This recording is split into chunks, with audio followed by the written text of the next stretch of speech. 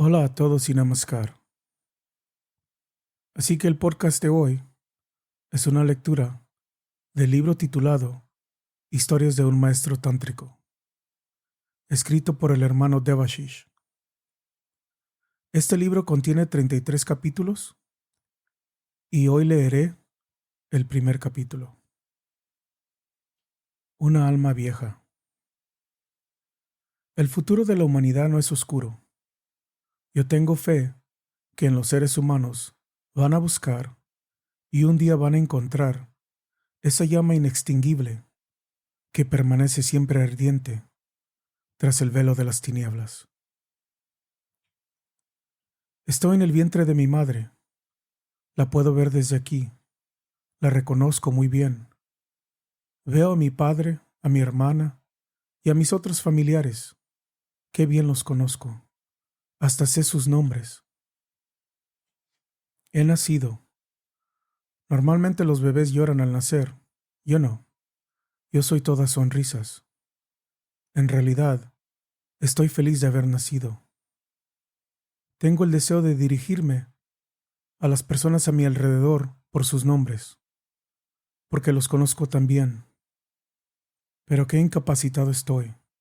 Mis cuerdas vocales no me permiten hablar todavía. Quieren alimentarme, así que sumergen un copo de algodón en una taza llena de leche. Gota a gota, la leche cae desde el algodón hasta mi boca. Qué tontería la de esta gente. Es que soy un bebé para que me alimenten de esta manera. Debería tomar de la taza, no del algodón. Protesto y extiendo mi mano para tomar la taza. Ellos están desconcertados por lo que acabo de hacer. Entonces entiendo que lo que he hecho los ha dejado perplejo y vuelvo a ser un bebé recién nacido. Primeros recuerdos de Anandamurti, tal y como se los contó a Amitananda en el invierno de 1969 en Ranchi.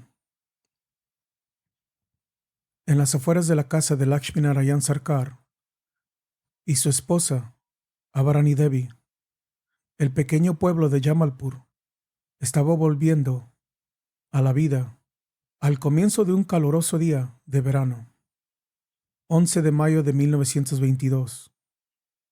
Se esperaba que la temperatura llegara a 40 grados centígrados a la sombra. Por esta razón, la mayoría de los habitantes del pueblo ya estaban ocupados, aprovechando el aire fresco de la mañana para poder hacer lo que más pudieran. Antes de que caminar a través de las calles secas y abrasadoras, se volviera una tarea que era mejor evitar. En diferentes partes del pueblo, los pocos budistas de la ciudad habían empezado los rituales de la luna llena del mes de Vaishak, el día más importante del año, cuando se celebra el nacimiento de Buda. A unos cientos de kilómetros, en el pueblo de Bodh Gaya, el lugar en el que Buda alcanzó la iluminación. Peregrinos de todo el mundo quemaban incienso y cantaban mantras para celebrar el nacimiento del iluminado con la salida del sol. Dentro de la modesta casa de 3 habitaciones, escondida en una pequeña parcela, en una calle cercana a la calle principal del barrio de Keshapur, la familia de inmigrantes bengalis y algunos familiares que estaban de visita habían estado ocupados durante horas preparándose para el nacimiento del cuarto hijo de la pareja. Todos tenían la esperanza de que fuera un niño. Más que nada, Lakshminarayan. Unos días antes, él tuvo la visión de que su esposa finalmente iba a dar a luz al heredero que había esperado tanto y que es tan importante en la tradición hindú. Estaba seguro de que esta visión Era un presagio. Su familia ya había pagado una triste cuota en otros nacimientos. Su segunda hija había muerto a los 2 años y medio. Su tercer hijo había muerto durante el parto. Solamente su hija mayor, Hiraprabha, había sobrevivido. Era una niña dulce de 7 años, con una mente despierta, que ya mostraba un talento para la música que habría de traer muchas horas de felicidad a sus padres en los años por venir. La visión le había mostrado que este sería un parto diferente. Iba a tener un hijo que le sobreviviera y lo haría sentir orgulloso, y estaba ansioso de ver su deseo hecho realidad. Las contracciones suaves pero constantes de Abrani Devi habían empezado tarde en la noche. A medida que los primeros rayos del amanecer empezaron a aparecer a través de las ventanas abiertas, las mujeres de la familia se reunieron a esperar alrededor de la cama. Al mismo tiempo, miles de peregrinos en la distante Bodh Gaya empezaron a hacer sonar las conchas y a hacer sus ofrendas ante las imágenes del Buda. 7 minutos después de las 6, con la asistencia de 2 ancianas matriarcas de la familia, las abuelas Indumati Mitra y Vinapani Sarkar, nació un niño de mejillas rosadas. Los rayos escarlata del sol saliente atravesaron las ventanas abiertas y se reflejaron en su cuerpo. Siguiendo la tradición de la familia, Indumati tomó una taza de plata con leche fresca, remojó un copo de algodón en ella y empezó a alimentar al bebé gota a gota. Para sorpresa de todos, el recién nacido estiró la mano y agarró la taza, como si quisiera beber de ella directamente. Vinapani, pasmada, exclamó: «No es un bebé, es un burja, una alma vieja». Desde entonces, cada vez que ella se encontraba con su nieto favorito, lo llamaba burja, recordando con cariño ese momento inusual. Más tarde, esa misma mañana, Lakshmi Narayan, un devoto hindú que frecuentemente servía de anfitrión en las discusiones religiosas de los eruditos y santos que iban de visita a su casa, invitó a un grupo de astrólogos para preparar el horóscopo del niño. De común acuerdo, llamaron al niño Prabhat Ranjan, en honor al sol saliente con el que nació, y de acuerdo con el horóscopo que predijo un futuro ilustre para el recién nacido. Sin embargo, la lectura que dieron a los miembros de la familia fue contradictoria y enigmática. La carta predijo que el nombre del niño iba a ser conocido en todo el mundo, lo que traería una gran fama a su padre y a su familia. Pero también mostró que él tendría poco que ver con ellos. Tendría las cualidades de un rey, pero pasaría su vida como un sadhu, renunciante espiritual, e iba a pasar todo su tiempo con monjes y yogis. La lectura de los astrólogos perturbó muchísimo a Lakshmi Narayan, ya que vio una historia inquietante de hombres de la familia paterna que habían renunciado al mundo y se habían vuelto ascetas itinerantes.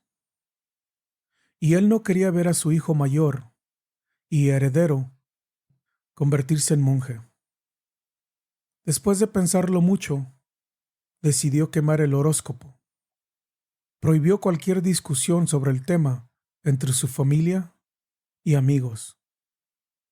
A pesar de que él podía leer los signos en la carta astral del niño casi tan hábilmente como los mismos astrólogos. Y siempre había creído en la veracidad de este antiguo arte hindú.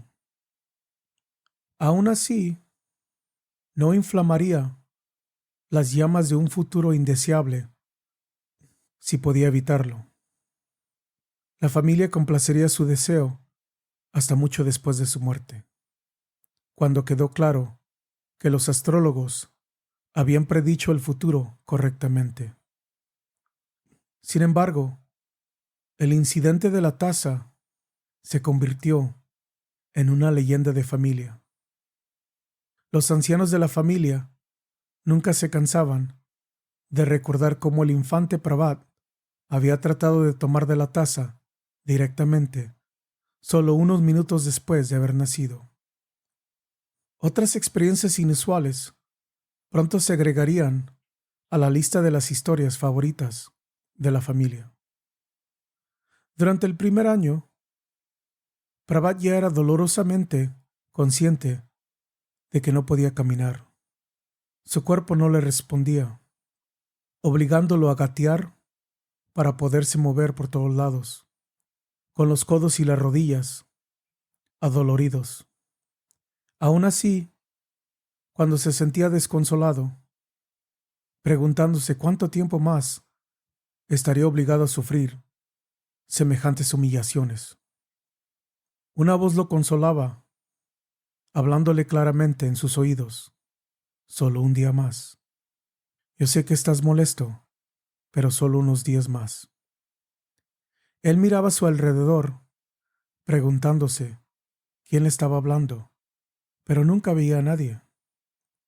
A medida que aprendió a caminar y se sentía más cómodo con su cuerpo, la voz se volvió menos frecuente y finalmente desapareció. Pero él nunca olvidó el consuelo que le dio. Cuando tenía 2 años, una noche, mientras dormía al lado de su madre, Prabhat se despertó y sintió que el espacio a su alrededor estaba lleno de una dulce y suave fulgor. Un sentimiento de éxtasis lo transportó hasta el punto de perder conciencia de dónde estaba. Un par de noches después, se despertó una vez más y vio una multitud de criaturas diferentes que salían de su oreja izquierda. El niño, fascinado, se sentó en la cama a verlas danzar por toda la habitación. Pero cuando se amontonaron y empezaron a entrar por su otra oreja, le dio tanto susto que dio un grito y se aferró a su madre. Mientras ella se frotaba sus adormilados y confundidos ojos, él empezó a describir la multitud de criaturas que vio salir de su oreja: reptiles, mamíferos, aves, insectos, seres humanos. Abrani lo consoló diciéndole que había sido solo un sueño y le pidió que se volviera a dormir. Pero el mismo sueño se repitió una y otra vez en los días y las semanas siguientes. Algunas veces, el niño despertaba a la madre para prevenirla de las criaturas, como si todavía les estuviera viendo bailar a su alrededor en la habitación. Abrani se maravillaba ante la magnitud de la activa imaginación de su hijo. Se preguntaba si habría visto ilustraciones de esas criaturas, aunque no había ningún libro de ese tipo en su casa. En otras ocasiones veía estrellas, planetas y galaxias saliendo de sus orejas, en vez de criaturas vivas. Como los sueños continuaron, ella empezó a preocuparse. Algunas veces se quejaba a su marido y a otros parientes y amigos de que el niño era un enclenque, al que le asustaban las pesadillas. Otras veces bromeaba, diciendo que parecía como si todo el universo saliera de una de las orejas y entrara por la otra. Pero a medida que el tiempo fue pasando, empezó a buscar otras explicaciones. Incluso lo llevó a varios tántricos a ver si podían usar sus artes ocultas para decirle lo que le pasaba a su hijo. Pero ninguna de las explicaciones era suficiente para satisfacerla. Otros sueños extraños siguieron. Una mañana, Prabha le dijo a su madre que durante la noche había visto una de las aldeas lejanas en llamas y a un grupo de sannyasis corriendo para escaparse del fuego. Un par de días después, cuando llegaron las noticias del fuego y de los sannyasis, entendió que lo que su hijo había visto no había sido solo un sueño, sino una visión. Esto alimentó su creciente convicción de que el niño al que había dado a luz no era un niño ordinario. Un día, tuvo una discusión con su suegra, Vinapani Sarkar, respecto a algo que había pasado hace algunos años. La discusión se estancó brevemente, mientras se esforzaban por recordar con exactitud lo que había pasado ese día. Prabha les ayudó a refrescar la memoria. Yo recuerdo ese incidente, les dijo. Luego, les recordó los detalles que habían olvidado. ¿Cómo sabes?, le preguntó la abuela sorprendida.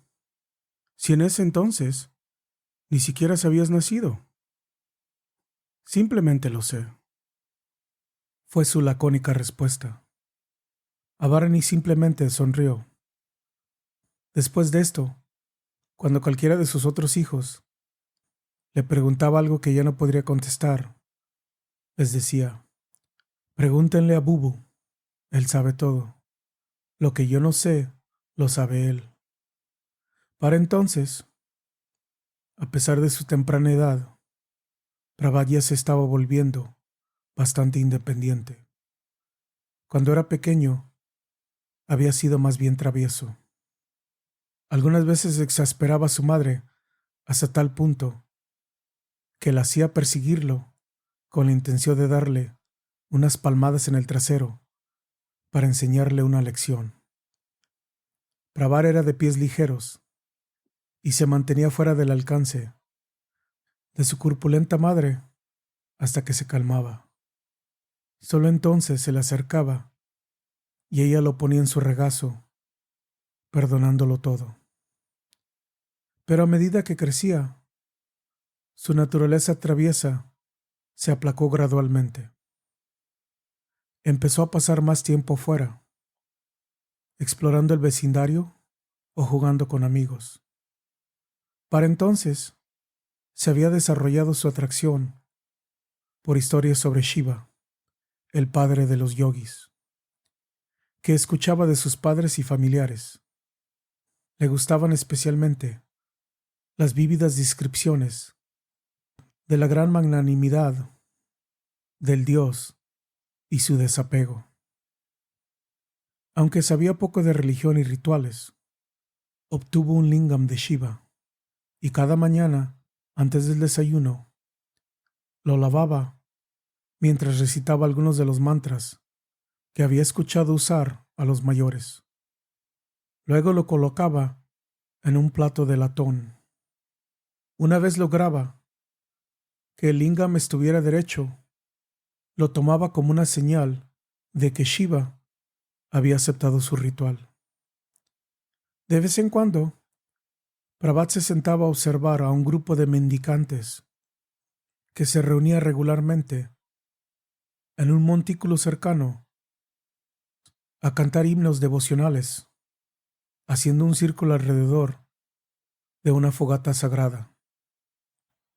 Mucha gente del pueblo, con la reverencia natural que tenían por los monjes itinerantes, común en ese tiempo, se unía a ellos en los cantos. Aunque Prabhat disfrutaba escuchar los himnos de alabanza que le cantaban a Shiva, los mendicantes le resultaban poco atractivos. No le gustaba su hábito de fumar cáñamo en pipas. Con los ojos rápidos de niño, notaba cómo sus mentes estaban más en la deliciosa comida que la gente piadosa del pueblo les traía que en la meditación. Un día, para ponerlos a prueba, se acercó silenciosamente hasta el círculo mientras meditaban y con mucho cuidado tomó alguno de los dulces que una anciana les había dejado. Varios de ellos saltaron de su meditación y empezaron a perseguirlo, pero Prabhat ya tenía su ruta de escape. Primero un callejón cercano y luego detrás de las latrinas públicas, a donde sabía que los monjes, seguidores del sistema de castas, nunca lo siguieran. Después de este incidente, perdió cualquier ilusión que pudiera haber tenido acerca de los monjes y los molestaba cada vez que tenía una oportunidad. En esta misma época, empezó un sueño recurrente. Una noche soñó que estaba en medio de una poderosa tormenta. La tormenta lo elevó por los aires hasta dejarlo caer rudamente sobre un extenso banco de arena al borde del río Ganges. Los ojos y la boca se le llenaron de arena. Luego se limpió la arena de los ojos y cuando los abrió, vio a un mendicante parado frente a él, con un tridente en la mano. El mendicante empezó a recitar un largo mantra. Luego le pidió a Prabhat que repitiera el mantra después de él. No, le gritó Prabhat.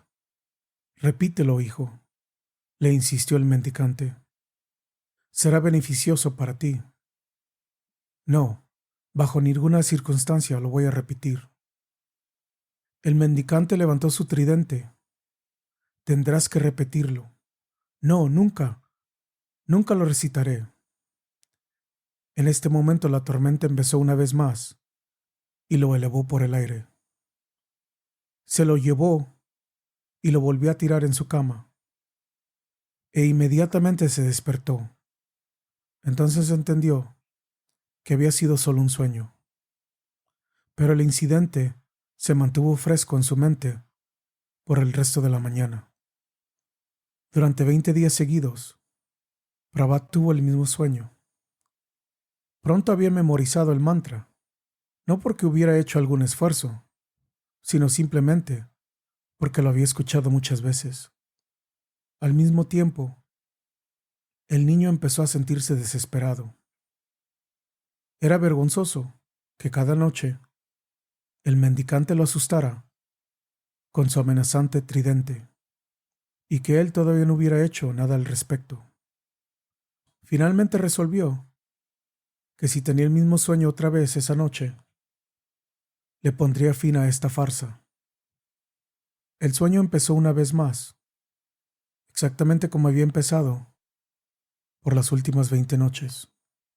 Pero esta vez, cuando el mendicante agitó su tridente y le advirtió al pequeño que tenía que repetir el mantra, Prabhat le arrebató el tridente y lo lanzó contra él. Oyó un fuerte golpe. Cuando miró otra vez, el mendicante no estaba allí. En su lugar había una estatua de Shiva. El golpe que oyó era el sonido del tridente rebotando en ella. La estatua embozaba una sonrisa y Prabhat sintió que Shiva le estaba sonriendo de contento. En ese momento se terminó el sueño y Prabhat se encontró en su cama, sudando. El sueño no retornó. Prabhat le contó la historia a su hermana, quien, como siempre, estaba fascinada con los vívidos sueños de su hermano. Faltaban solo algunos días para el Shiva Chaturdasi, el festival de Shiva más importante en el calendario hindú.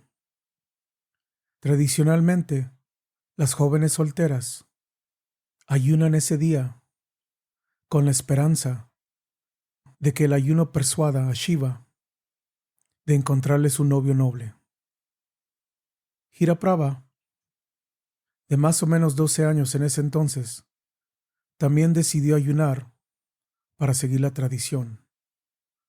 Recordando el sueño de su hermano, le sugirió que ayunara también, y él aceptó gustoso.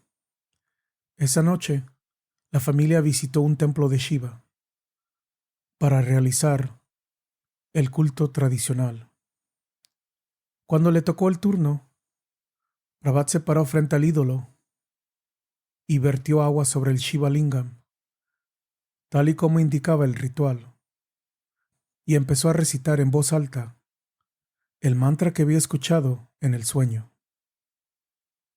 Dhyaya Nityam, Mahesham, Rajata Girinivam, Charu Chandra Patamsam, Ratna Kalpoj Balamgam, Parashu Mriga Varabiti Hastam, Prasanam, Padma Sinam, Semantam, Stutam, Amara Gander, Viagra Kitim, Asana, Vishwadyam, Vishwabijam, Nikila Baja Haram, Panchavakritam, Trinetram. Uno debe meditar constantemente el Maheshwara, radiante, como una montaña plateada, adornada por la adorable luna, cuyos miembros son brillantes como el resplandor de las joyas.